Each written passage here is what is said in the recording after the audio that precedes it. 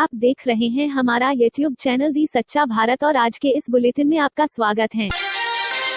Corona report. जिले में 63 positive, 5 की मौत, 138 मरीज स्वस्थ, 5159 केस वर्तमान में एक्टिव।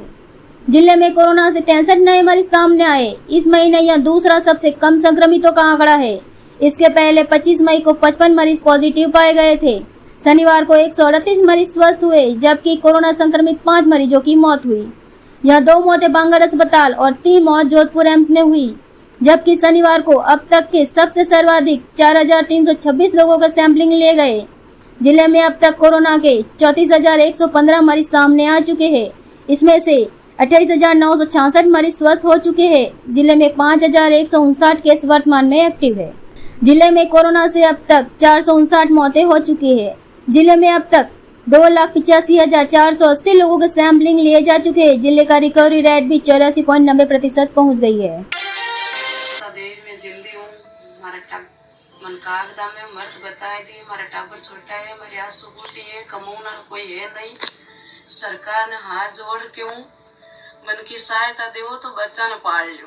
11 मई को कांता के पति का निधन हो गया। पति की जान कोरोना ने ली तो इस सरकारी सिस्टम ने कांता को कागजों में मार डाला। मामला है नागौर के रोल गांव का, जहां ग्राम पंचायत की ओर से जिला प्रशासन को भेजी गई रिपोर्ट में कांता को पति खेमाराम सरगरा के साथ मृत दर्शाया गया है। कांता कहती हैं घर में अब कोई कमाने वाला नहीं, सरकार सहायता देना तो दूर उन्हें ही कागजों में मार रही है। खेमाराम अपने पीछे पत्नी कांता के अलावा बूढ़ी माँ, 12 साल की बेटी और 8 साल के बेटे को छोड़ गए हैं। प्रधानमंत्री नरेंद्र मोदी और बंगाल की मुख्यमंत्री ममता बनर्जी के बीच चल रही तनातनी आने वाले दिनों में और बढ़ने की आशंका है।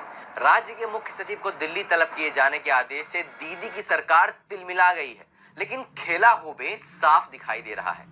हम आपको बता दें कि यास तूफान का जायजा लेने के लिए कल प्रधानमंत्री मोदी बंगाल पहुंचे थे। ममता बैठक में आधे घंटे की देरी से पहुंची और पहुंची भी तो अपनी रिपोर्ट पीएम मोदी के हाथ में थमाकर वहां से चल दी।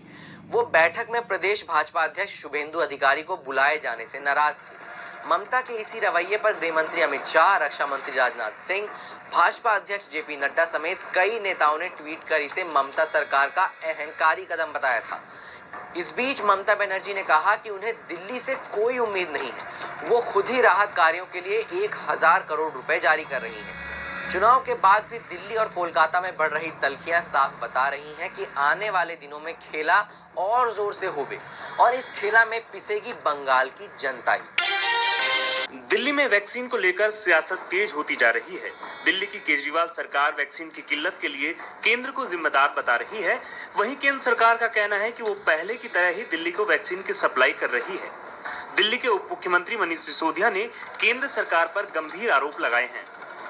जो वैक्सीन राज्य सरकार फ्री में लगाना चाहती है अपने युवाओं को, वो वैक्सीन प्राइवेट हॉस्पिटल 1000 रुपए में, 1200 रुपए में लगवा रहे हैं।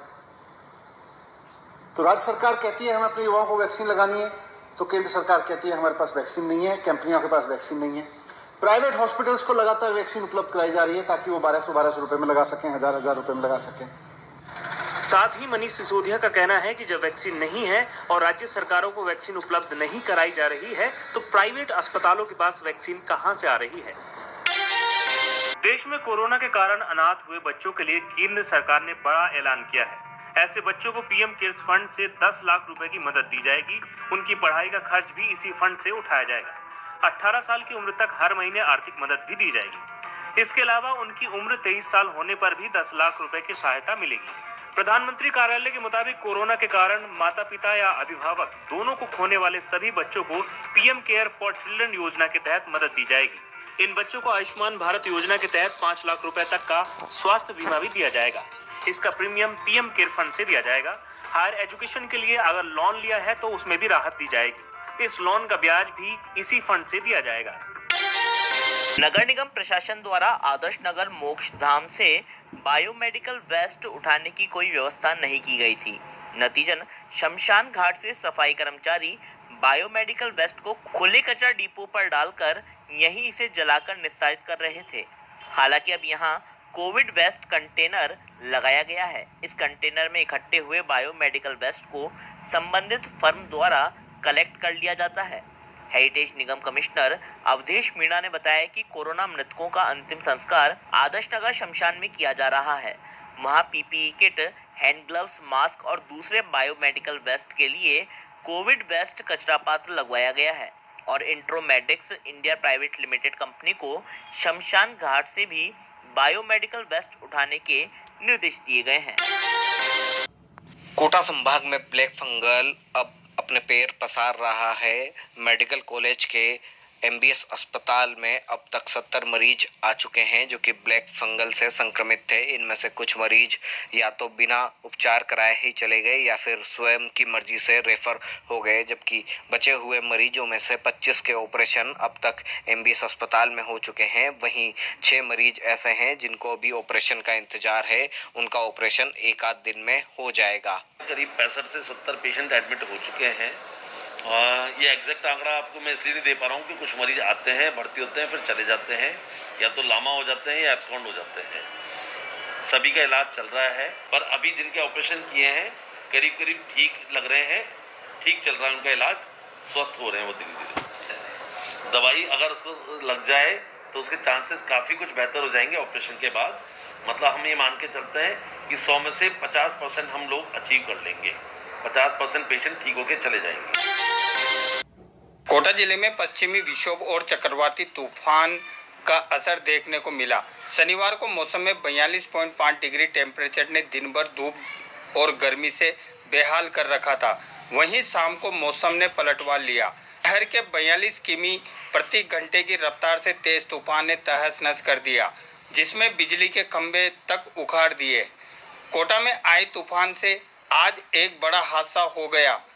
332 केवी की लाइन का खंभा अचानक तेज हवा के साथ उखड़कर दूर जा गिरा, जिससे विद्युत लाइन टूट गई। तेज हवा के कारण कई विद्युत पोल टेढ़े हो गए और विद्युत लाइन टूट गई, लेकिन गनीमत रही कि घटना के समय लाइन में करंट नहीं होने से बड़ा हादसा टल गया। तेज तूफान और आंधी के साथ आई बारिश से ओले की बरसात भी हुई। उद्योग नगर में और डीसीएम इलाकों में बारिश के साथ चने के बराबर के ओले भी गिरे। और ऐसे ही नए अपडेट पाने के लिए द सच्चा भारत चैनल को सब्सक्राइब कीजिए। धन्यवाद।